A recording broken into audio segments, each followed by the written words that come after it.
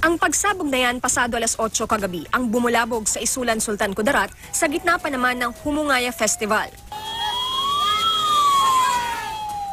Dalawa ang patay. Ang isa si Devi Jane, 7 taong gulang lang na kasama noon ng kanyang nanay habang namimili ng comforter. Nga buligan niya kami nga masulbar amon nga ginimo nila sa amon. Sugatan ang hindi bababa sa 35 tao, kabilang ang 2 taga-Philippine Army na sakay ng military truck na dumaraan sa lugar. Sa impormasyon mula sa Western Mindanao Command, hinabol pa raw ng mga KAFGU ang 2 salarin na naglagay ng isang itim na bag sa ilalim ng isang motor. Pero sa gitna ng pagtugis, sumabog na raw ang bomba.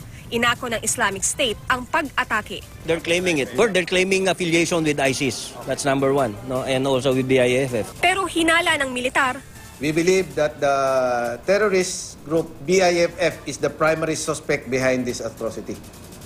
They are the ones who have the strongest evil desire to initiate this kind of attack.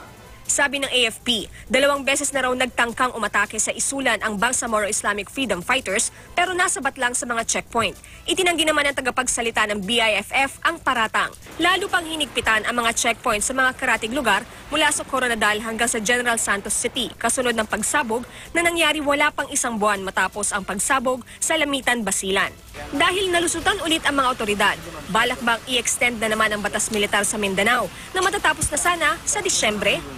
It's an option, but nandiyan yun, we're trying to make it as easy as possible na walang but kung ganito pa rin ang nangyayari, anong gagawin natin? Upulan tayo dyan. Para sa ibang opisyal, nakita natin over the past months, hindi ito nagiging hadlang para yung karahasan ma-prevent. So ano yung assurance natin na pag in-extend ang martial law, talagang mape-prevent. Maaga pang maisip yan. Baka naman within a month or two, resolve na yung mga nangyari dun. Ako si Victoria Tulad, ang inyong saksi.